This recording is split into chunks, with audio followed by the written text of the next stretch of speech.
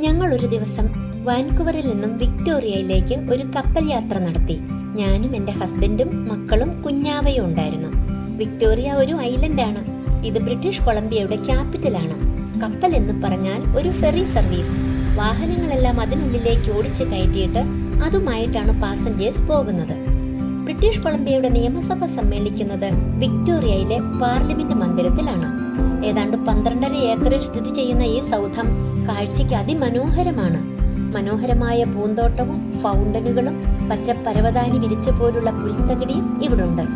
British കൊളംബിയയിലെ നനൈമോയിൽ നിന്നുള്ള ഗ്രാനൈറ്റും ആൻഡസൈറ്റും ഉപയോഗിച്ചാണ് ഈ മന്ദിരം പണിതിരിക്കുന്നത്.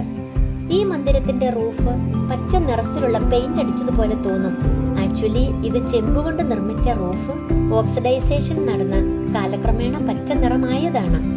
ഫസ്റ്റ് വേൾഡ് വാറിൽ പങ്കെടുത്ത പടയാളികളുടെ സ്മരണയ്ക്കായി തോക്കേന്തിയ 2 പട്ടാളക്കാരുടെ സ്റ്റാച്യുവും ക്വീൻ വിക്ടോറിയയുടെ മനോഹരമായ ഒരു സ്റ്റാച്യുവും ഈ മന്ദിരത്തിന് മുമ്പിലുണ്ട്. രാത്രി കാഴ്ച അതിമനോഹരമാണ്. മുഴുവൻ മന്ദിരങ്ങളും ലൈറ്റുകൾ കൊണ്ട് അലങ്കരിച്ചിരിക്കുന്നു.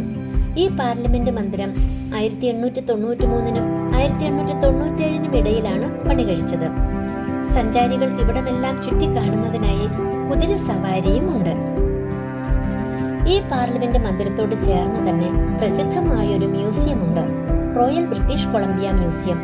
ഇവിടെ ബ്രിട്ടീഷ് കൊളംബിയയുടെ പ്രകൃതി ചരിത്രത്തെയും മാനുഷിക ചരിത്രത്തെയും കുറിച്ചുള്ള വിവരങ്ങൾ പ്രദർശിപ്പിച്ചിട്ടുണ്ട്. ഈ മ്യൂസിയത്തിൽ 3 സ്ഥിരം ഗാലറികളുണ്ട്.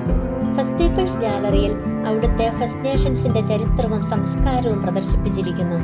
മോഡേൺ ഹിസ്റ്ററി ഗാലറിയിൽ യൂറോപ്യന്മാരുടെ വരവും ബ്രിട്ടീഷ് കൊളംബിയയുടെ ആധുനിക ചരിത്രവും കാണാം. നാച്ചുറൽ ഹിസ്റ്ററി ഗാലറിയിൽ സമുദ്രജീവികളുടെയും ഡൈനോസറുകളുടെയും മാതൃകകളും അസ്ഥികൂടങ്ങളും ഉണ്ടാക്കി വെച്ചിട്ടുണ്ട്. വളരെ ഭീമാകാരങ്ങളായ ഡൈനോസർ, മമ്മത്ത്, മറ്റു ജീവികൾ മുതലായവയെല്ലാം അതിന്റെ തന്നെ വലിപ്പത്തിൽ ഉണ്ടാക്കി വെച്ചിരിക്കുന്നത് കാണുമ്പോൾ നമുക്ക് അത്ഭുതം തോന്നും. വളരെ ഭീമാകാരങ്ങളായ രൂപങ്ങൾ.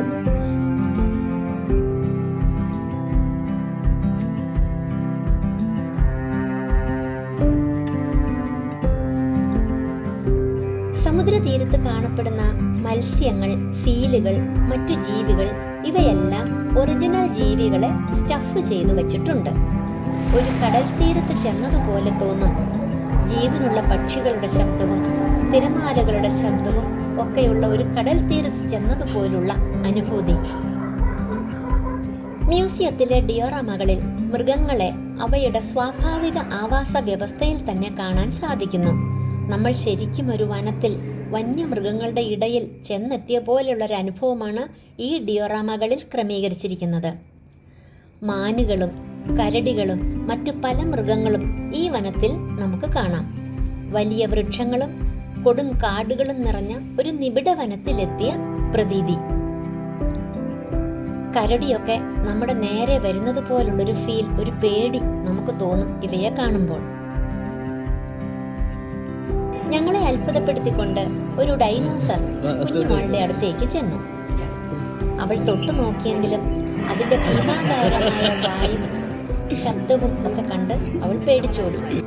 കംബോഡിയൻ സാമ്രാജ്യമായിരുന്ന അങ്കോറിനെയും ഈജിപ്തിനെയും കുറിച്ചുള്ള നിരവധി ചരിത്ര വസ്തുതകളും ചിത്രങ്ങളും ഇവിടെ പ്രദർശിപ്പിച്ചു വെച്ചിട്ടുണ്ട്.